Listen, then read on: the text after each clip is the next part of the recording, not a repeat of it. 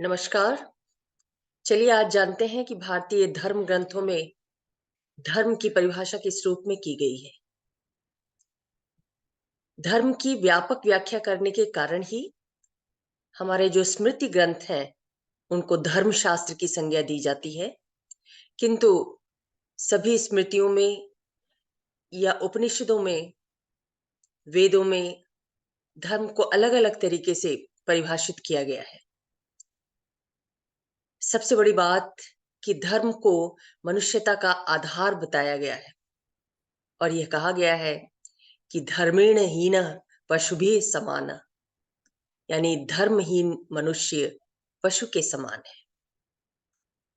धर्म वो है जो मनुष्य का अभ्युदय करे, उत्थान करे, उसे मोक्ष का मार्ग दिखाए। अथर्ववेद में धर्म का मतलब सत्य भाषण करना, वर्णाश्रम धर्म का पालन करना बताया गया है। गीता में भी वर्णाश्रम धर्म के पालन को ही धर्म बताया गया है, यानी जो 4 वर्ण और 4 आश्रम है, 4 वर्ण ब्राह्मण, क्षत्रिय, वैश्य और शूद्र, 4 आश्रम ब्रह्मचर्य, गृहस्थ, वानप्रस्थ और सन्यास, इन चारों आश्रमों में रहते हुए कर्तव्य का पालन करना, निर्दिष्ट कर्तव्य का पालन करना ही धर्म है। गीता में भी कहा गया है कि स्वधर्मे निधनम श्रेयम परधर्मो भयावह। यहाँ भी धर्म का तात्पर्य वर्ण धर्म के पालन से लिया गया है, यानी वर्ण के कर्तव्यों के पालन से लिया गया है। मनुस्मृति में सभी वर्णों का एक ही जैसा धर्म माना गया है, यानी सत्य, अहिंसा, अस्तेय यानी चोरी ना करना, शौच और इंद्रिय निग्रह, इंद्रियों पर नियंत्रण स्थापित करना, ये सभी वर्ण के लोगों का सामान्य धर्म है। तो हम कह सकते हैं कि व्यापक रूप में हमारे धर्म ग्रंथों में धर्म का मतलब है कर्तव्य पालन और मानवीय मूल्यों का संरक्षण।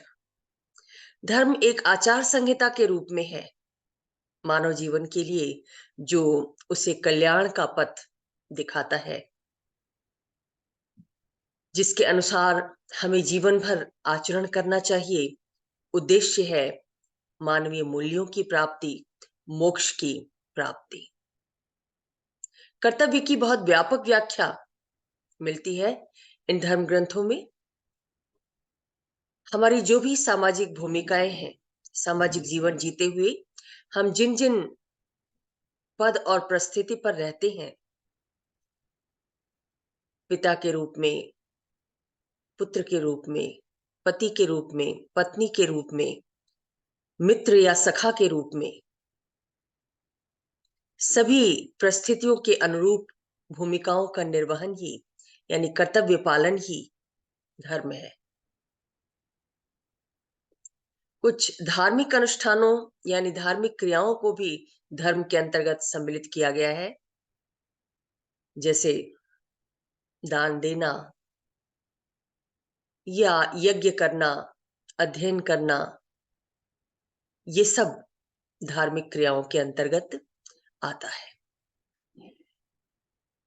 इन सब से आगे बढ़कर राजधर्म को सर्वश्रेष्ठ धर्म की संज्ञा दी गई है, क्योंकि ये राजा का धर्म ही है जो अपनी प्रजा का रक्षण करता है और प्रजा को वो परिस्थितियां उपलब्ध कराता है जिनके अंतर्गत हर व्यक्ति अपने अपने धर्म का, अपने अपने कर्तव्य का पालन कर सके।